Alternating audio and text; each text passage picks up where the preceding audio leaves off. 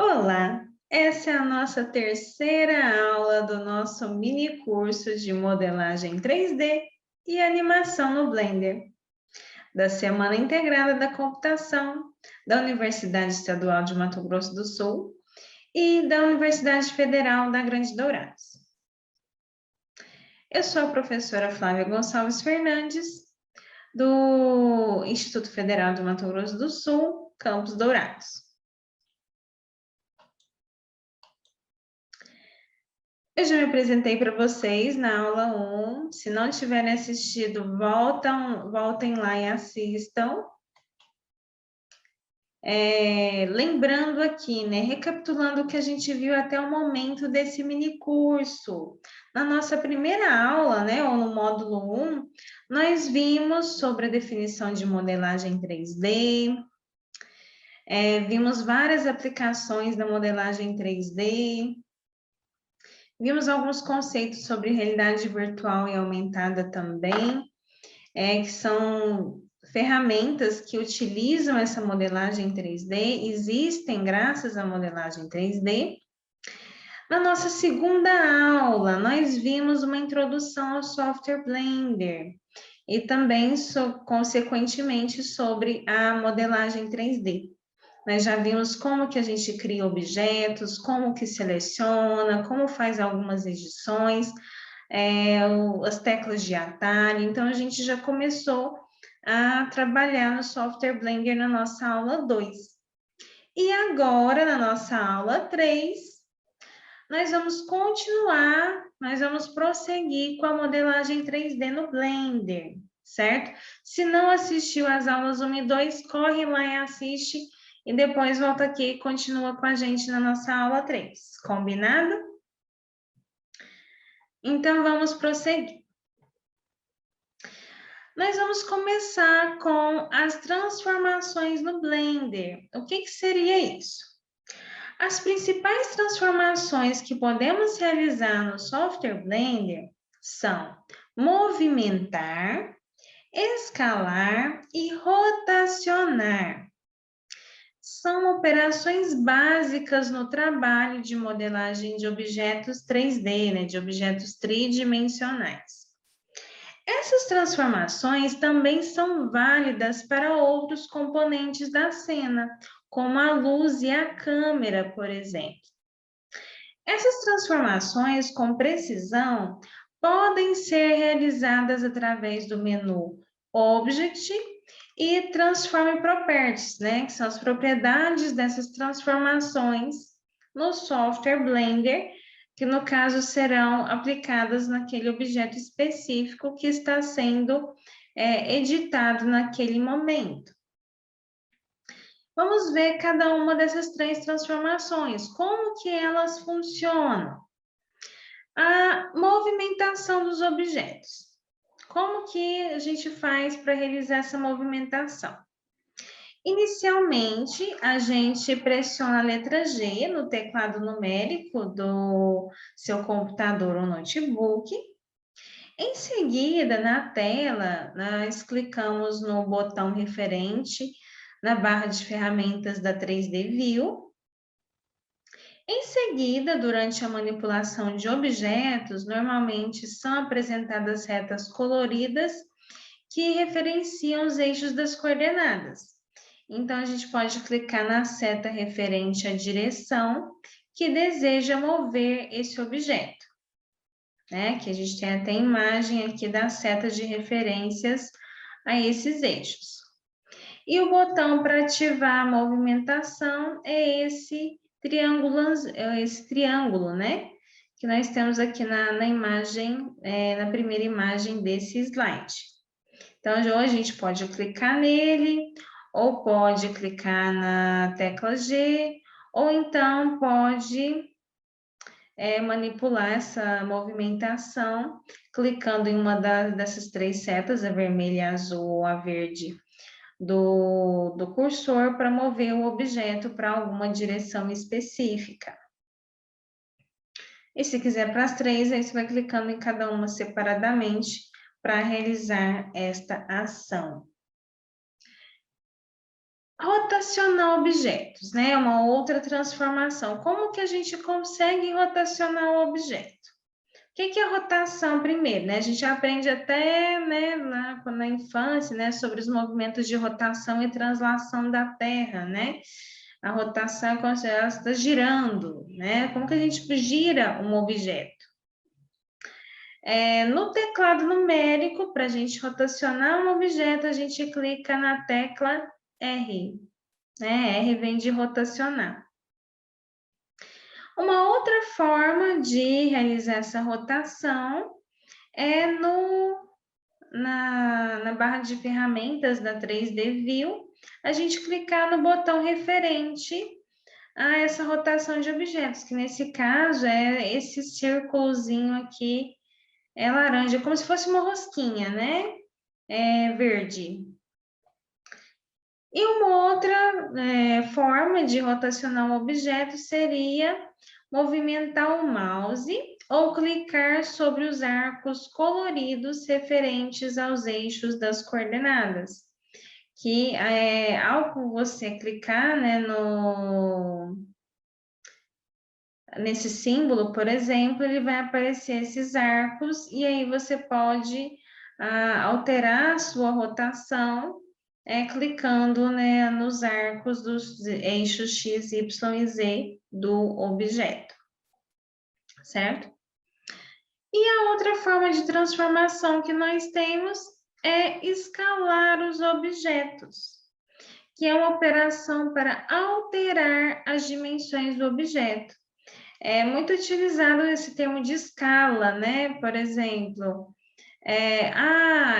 quando você vai fazer algum desenho, algo nesse sentido, você fala assim, ele está na escala 1 por 1. Quando a gente vai estudar mapas, a escala está 100 por 1. Então, como que a gente faz para alterar a escala do objeto, né? Porque a escala é uma coisa importante. Que, por exemplo, você quer desenhar uma casa, quer desenhar uma construção que é algo muito grande, você desenha ele num formato de escala para facilitar a sua vida, né? No teclado numérico, para realizar a escala desses objetos, a gente pressiona a tecla S, seja no computador ou no notebook, que no caso o S vem de scale, né, em inglês. Na tela, né, do Blender, né, a gente pode clicar no botão referente a esse símbolo de escala na barra de ferramentas da 3D View, que no caso é esse quadradinho azul, aqui destacado em vermelho. E para alterar as dimensões, a gente pode mover o mouse ou clicar nas retas referentes aos eixos das coordenadas, né? Que no caso aqui o objeto é como se estivesse selecionado e você pode clicar em algum dos eixos X, Y e Z e alterar essa escala. Tá na escala 1 por 1, que no caso, por exemplo, a gente tem um cubo, aí a gente pode alterar essa escala conforme a necessidade do projeto, do objeto em si, certo?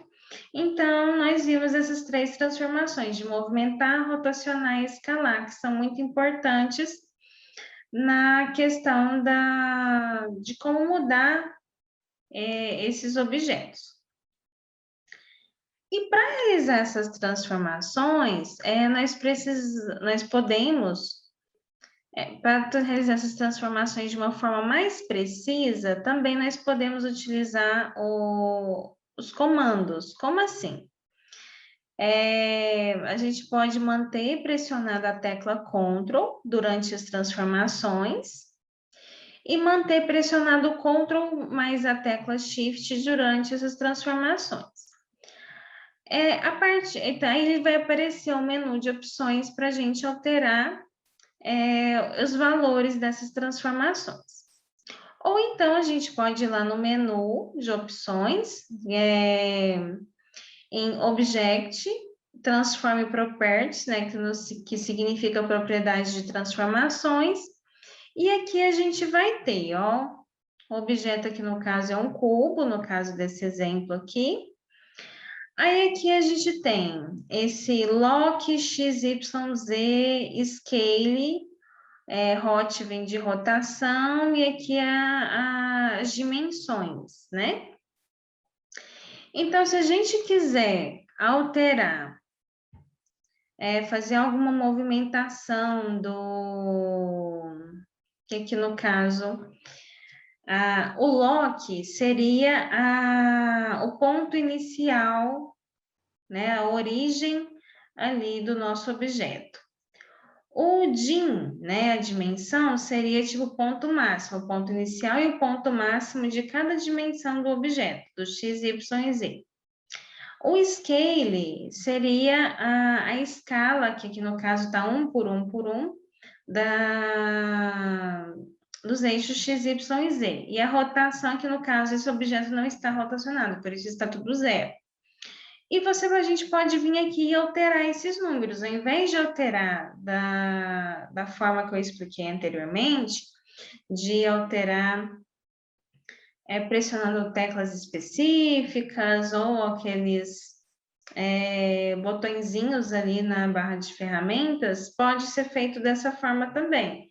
Aí vai de cada um, o que prefere, né? De uma forma ou de outra, que às vezes daquela forma alguns vão achar mais fácil, outros vão preferir aqui, que daquela forma, tipo, às vezes é mais visual, aqui você tem que escolher os números, aqui no caso, para se for, às vezes você quer alterar com um número com vírgula, uma coisa, um número bem preciso, e talvez dessa forma já seja a mais indicada, dependendo da sua necessidade.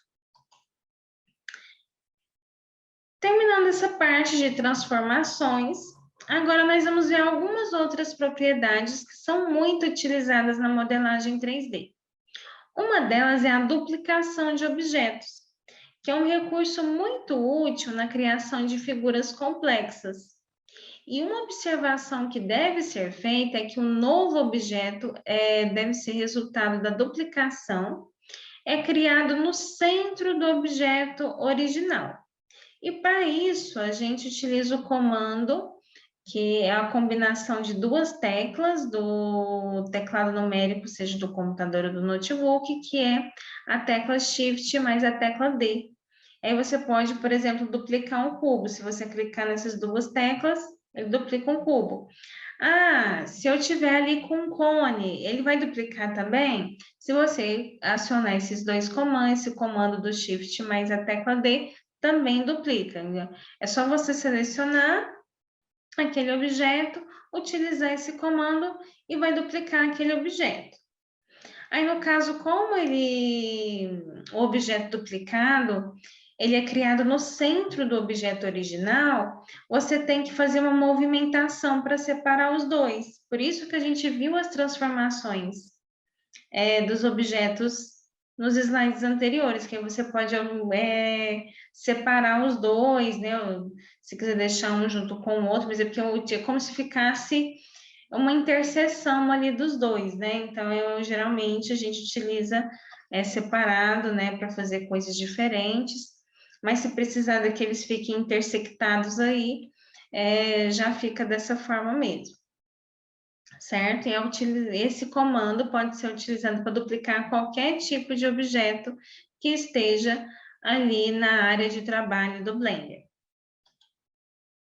Um outro comando muito interessante é o Face Loop Cut, né? O que seria esse comando?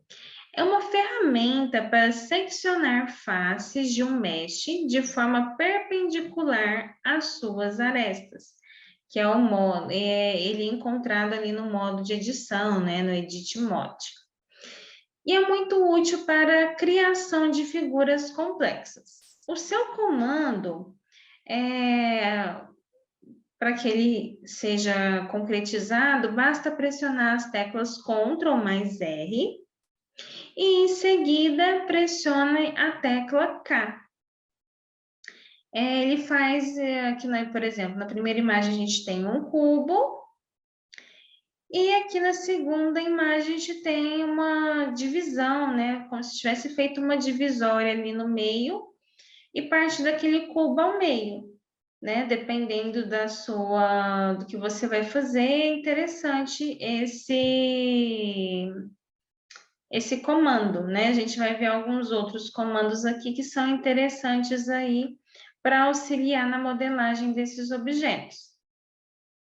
E pode ser aplicado em outros objetos que não sejam os cubos, né? Seja esfera, seja cone, cilindro ou qualquer objeto, seja as formas básicas ali do Blender, ou seja algum modelo que você importou, que já estava pronto e você está alterando, certo? Nós temos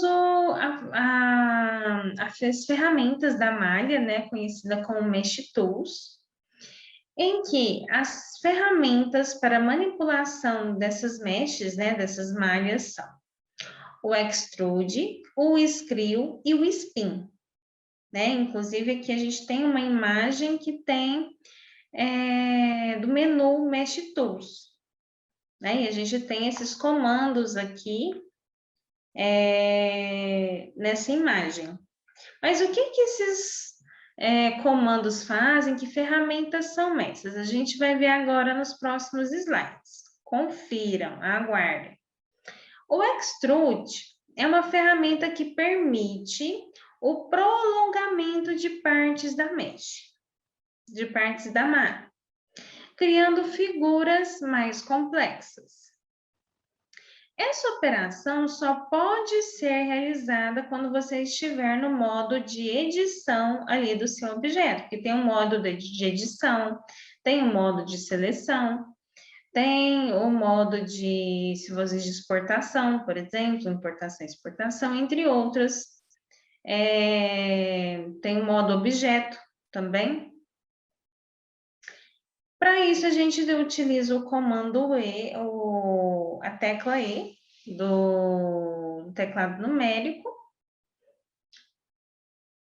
E para isso aqui, o menu Extrude para objeto, né? A gente pode vir aqui com o botão direito e clicar em Extrude, ou após selecionar o objeto, ou pressionar a tecla I.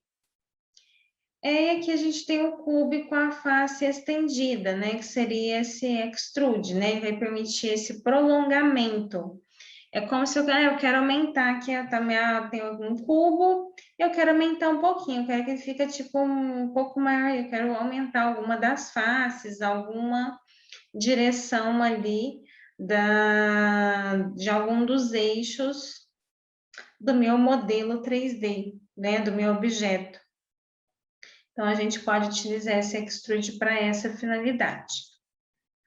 O Screw, o que ele faz? Ele é uma ferramenta que rotaciona e copia vértices, arestas e faces ao mesmo tempo. E tem muita utilidade para a criação de figuras complexas. Se você viu aqui, por exemplo, a gente tinha um cubo, foi acionada a ferramenta Screw e ele rotacionou, copiou os vértices, colocou de uma forma meio que aleatória, mas você pode ir alterando isso a partir das rotações, movimentações, escalas, conforme a necessidade, que é o que a gente já viu no início da aula de hoje. Então, quando você quiser fazer uma figura mais complexa, essa aqui pode ser uma ferramenta interessante também. Nós temos o Spin, que é uma ferramenta semelhante ao Screw, que copia vértices e arestas. Porém, ela se orienta pelo cursor 3D e a visão do observador. Ele faz como se fosse um caracol ali, né? Ele provoca uma visão diferente ali daquele objeto. Então, existem essas diversas propriedades que podem ser aplicados aqui nesses objetos tridimensionais em 3D e que facilitam o nosso dia a dia aí na modelagem. E nós temos também a edição de objetos. O que é essa edição de objetos? A gente tem o menu Specials, né, que é um menu especial. Nós temos as cores, as texturas e a reutilização de componentes, que até já comentei um pouquinho com vocês sobre isso. O menu Specials é um menu com um conjunto de ferramentas para edição de meshes, de malhas. Ele funciona da seguinte forma, a gente clica nele no modo de edição, no Edit Mode, pressiona a tecla W e ele vai exibir esse menu Specials, que vai ter várias opções aqui de propriedades características que podem ser utilizadas. Que a gente vai ver as principais aqui nos próximos slides. Uma delas é a Subdivide, que vem do português subdivisão. E o que ela faz? Ela subdivide as faces de uma mesh, né? De uma malha ali, de um objeto. Então, e para isso, como que é feito? Né? Você seleciona a face que deseja subdividir, seleciona aquela opção e aí é feita a subdivisão daquela malha, né? Que no caso, aquele cubo foi subdividido em vários cubos menores e você pode pressionar, tem a janela de propriedades que você pode escolher a quantidade de vezes que você quer efetuar a subdivisão. Se é 2, 4, 6, né? Com a quantidade que você quer subdividir aquele objeto, tá? Vocês podem ver, né, que a maioria das características aqui no Blender, a gente pode fazer tudo ali de forma mais manual, visual, né, arrastando, clicando com o botão direito disso, daquilo, pressionando algumas teclas de atalho. Ou então, você vai ali naquela janela de comandos e vai alterando cada uma das propriedades. Então, ele é bem fácil, prático, intuitivo e bem legal de trabalhar. O Subdivide Multi. Essa ferramenta realiza subdivisões múltiplas. E quando acionada, determinamos o número de subdivisões que desejamos. Ele faz uma subdivisão, depois outra, né, e assim sucessivamente. Ele faz várias subdivisões, né? Na anterior ele faz uma subdivisão ali, e aqui ele faz várias, e você também pode determinar a quantidade de subdivisões desejadas, dependendo da sua necessidade, dependendo do escopo do seu projeto, da sua finalidade. O Subdivide multifractal, né? O que é isso? É uma ferramenta que realiza subdivisões múltiplas também, assim como as duas anteriores, porém ele tem uma função extra em que os vértices da mesh, né, da malha, têm as suas posições alteradas de maneira aleatória. É como se ele ficasse ali, né, meio que não fica ali retinho, né? Ele fica todo tortinho, molinho ali de uma forma diferente. Se você tiver, né, precisando de um modelo mais, digamos, mais molinho, mais, tipo, aleatório, que não tenha umas medidas pré-determinadas, é interessante esse comando, né, caso você queira subdividir. Você queira ocasionar ali um efeito de um objeto mais espontâneo, né? Não tão ali milimétrico. Uma outra funcionalidade é o Subdivide Smooth, que é uma ferramenta que realiza também as subdivisões no objeto selecionado, só que tem um extra. Ele move os vértices dos objetos em direção ao centro geométrico dele, realizando uma suavização.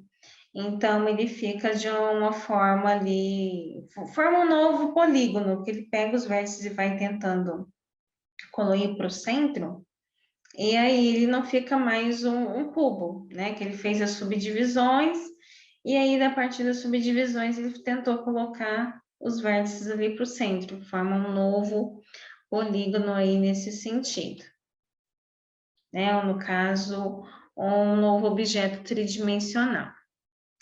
Nós temos também a função merge, que é uma ferramenta que possibilita a criação de ligações entre elementos de uma mesh, né, de uma malha. A gente tem o at first, em que a união é feita sobre o local em que o primeiro vértice foi selecionado. Nós temos o at last, em que a união é feita no local em que o último vértice foi selecionado. Nós temos o at center, em que a união é feita no ponto mediano da linha ou plano que liga os elementos selecionados. E o at cursor, em que a união é feita sobre o cursor 3D.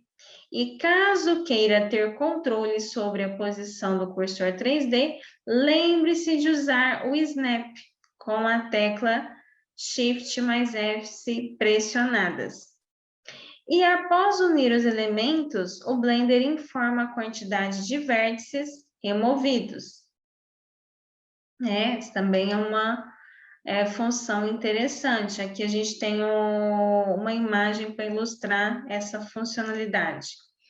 A gente tem um cubo, ao acionar a função merge, a gente pode excluir aqui uma aresta, né? No caso, uma parte ali do polígono, do objeto 3D,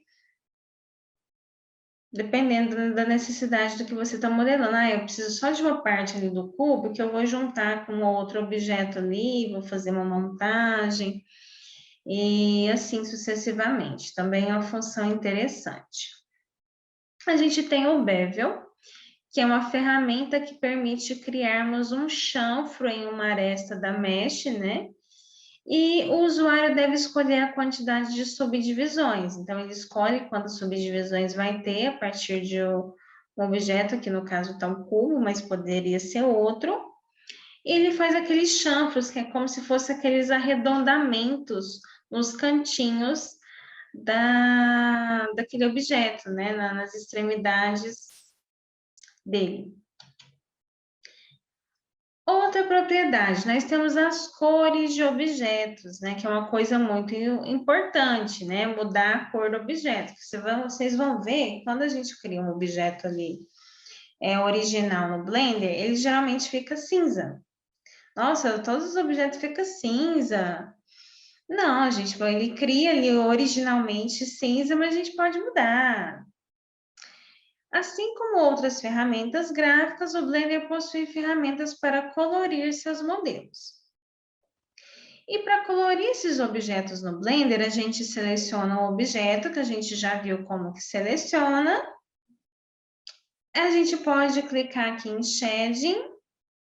E após clicar em Shading, vem em Material Buttons. Aí, quando a gente clica em Material Buttons, né, botão de materiais, aqui aparece um preview. O que é esse preview? É como que tá a cor, né? Uma prévia da cor do objeto. Aí aqui, né, nesse call, né, call é de color, né? A gente tem a cor atual do objeto. E aqui a gente tem as configurações aqui do RGB, tem os números aqui do RGB dessa cor, né? Que no caso está em cinza, tá 0,8 para cada um. E a gente pode alterar de algumas formas. Uma delas é a gente vem e clica nesse call aqui de color, e aí, quando clica nele, vai aparecer essa janelinha aqui com várias possíveis cores, e você pode selecionar alguma delas, testar, ver se gostou, se não gostou, você pode testar várias, né? Aí você vai testando aqui a que vai mais se adequar ao que você espera, a finalidade do seu objeto, da sua modelagem, do seu projeto.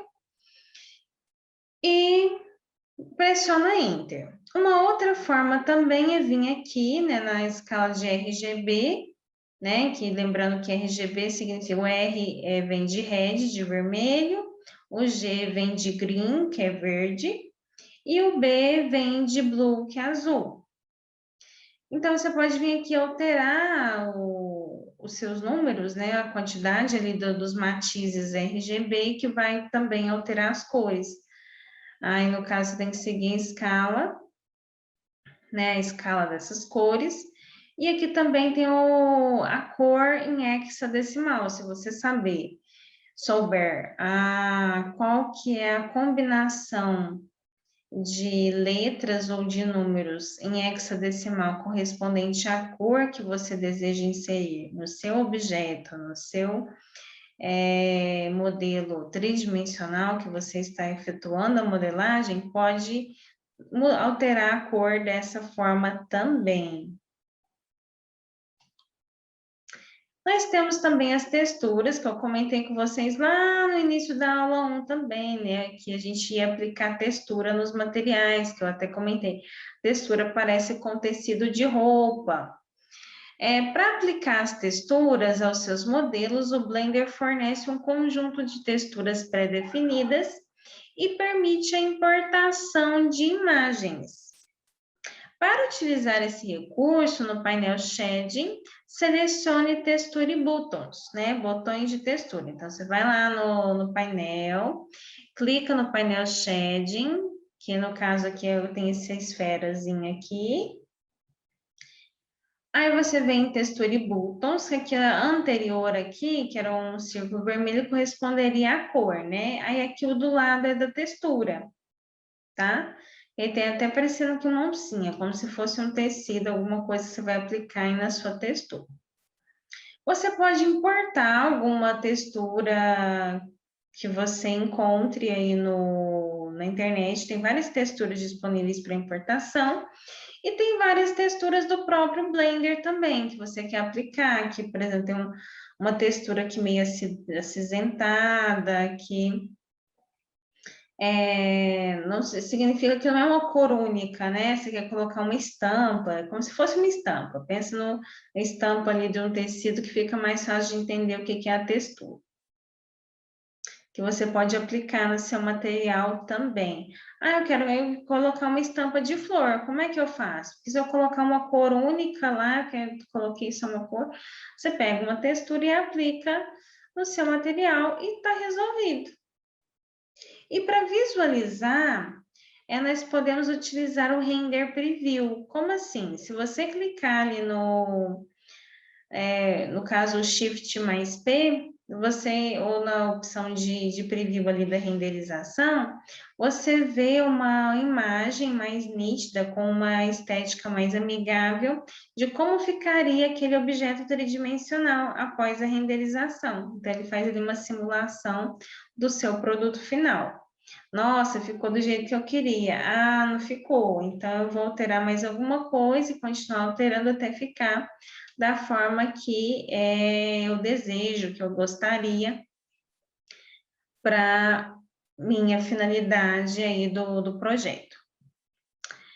E uma coisa importante também, que eu até já comentei com vocês, é a questão da reutilização dos componentes, em que o Blender permite que o usuário reutilize os componentes de um arquivo .blend em outros projetos. E isso facilita a modelagem de cenas complexas e evita o retrabalho. Para isso, você vai em menu, File, Append your link, e aí você pode salvar o arquivo .blend, você pode importar arquivos .blend, que outras pessoas fizeram, abrir no seu computador, fazer alterações, então isso é interessante também. Naturalmente, né, originalmente, o Blender sempre salva os arquivos .blend, mas para algumas finalidades, às vezes você vai precisar importar ou exportar objetos que estejam com uma extensão ali num outro formato. Um dos exemplos, por exemplo, é .obj, .fbx, tem outros formatos em que eles são salvos, que às vezes você encontrou objetos que têm essa outra extensão, ou foram feitos em outros softwares, Então, você vai ali no File, Import, e importa aquele objeto que está com a outra extensão. Para abrir direto no Blender os arquivos que estão com a extensão .blend, você só vai ali em File, Abrir, e você abre aquele arquivo com essa extensão, selecionando o caminho em que ele está salvo, tá? Existe essa possibilidade, né? Tanto de importar quanto de exportar. Que, inclusive, por exemplo, vou citar um exemplo que acontecia comigo.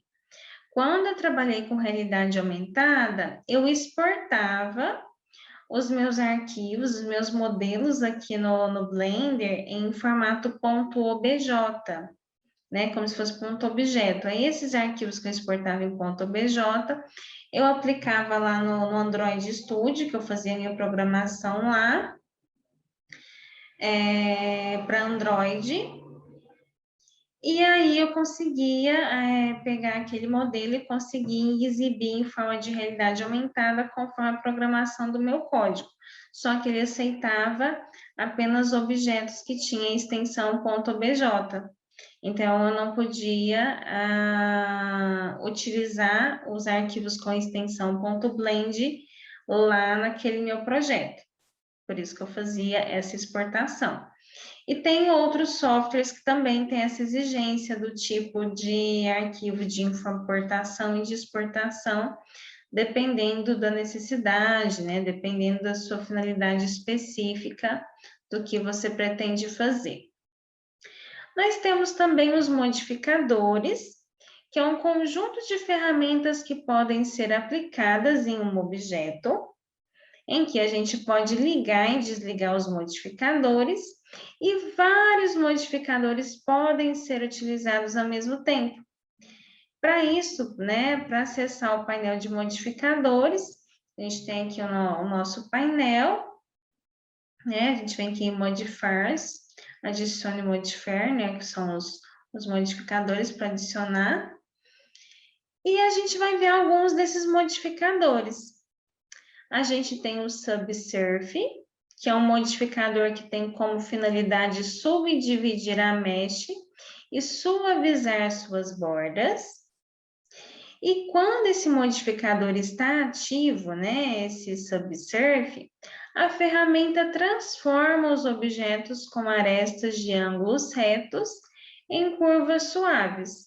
E para que ele funcione, né, basta a gente clicar em ADD, Modifier, depois em Subsurf, né, que a gente tinha uma combinação de vários cubos unidos e aí eles ficaram com essa malha mais suave, né, suavizou, as bordas não estão aquela pontudas mais, né, de forma geométrica igual estava antes, né?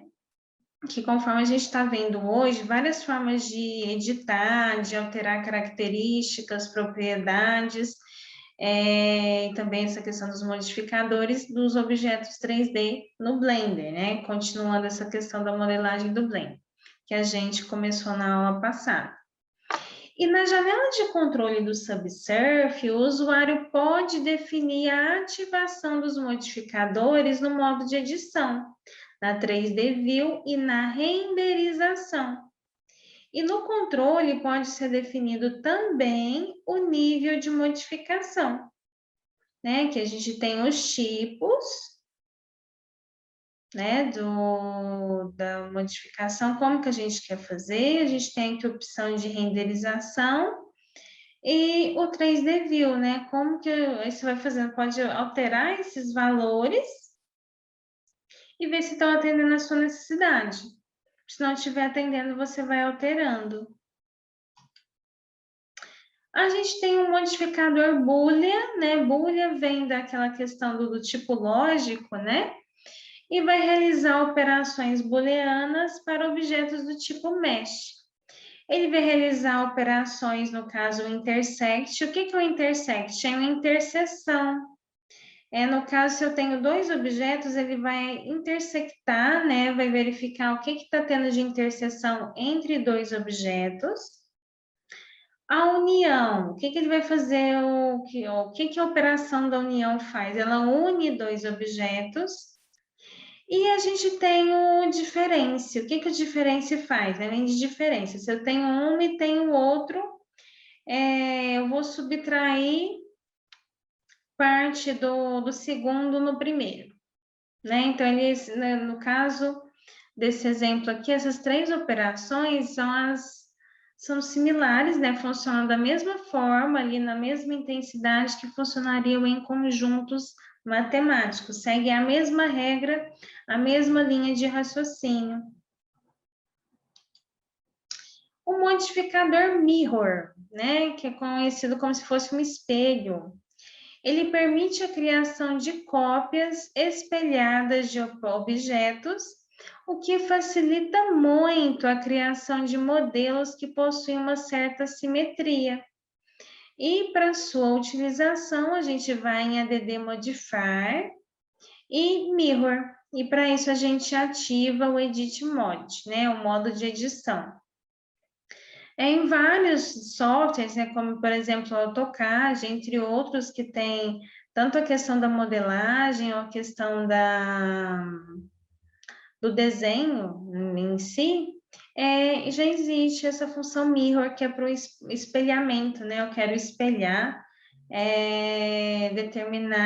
eu faço uma cópia espelhada daquele objeto. E essa foi a nossa terceira aula do mini curso de modelagem 3D e animação no Blender. Aqui algumas referências utilizadas para a preparação desse mini curso, mas com certeza muito mais disponível.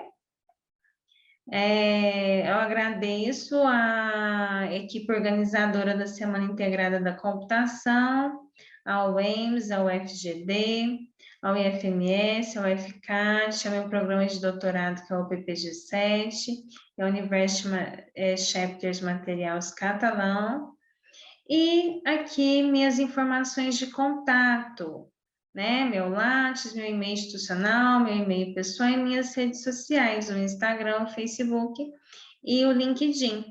Se você tem alguma dúvida do que a gente fez até agora, do que foi apresentado, seja da aula 1, da aula 2 ou da aula 3, não hesite em entrar em contato para a gente solucionar essas dúvidas. Se tiver interesse em fazer alguma parceria, algum projeto englobando essa temática ou outras, né, relacionadas à computação, né, que eu sou a pessoa multidisciplinar, entre em contato. E não percam a nossa última aula do mini curso. Na aula 4, a gente vai estudar sobre a animação no Blender, né? Vai ser a nossa última aula desse mini curso. Espero que vocês estejam gostando e até lá!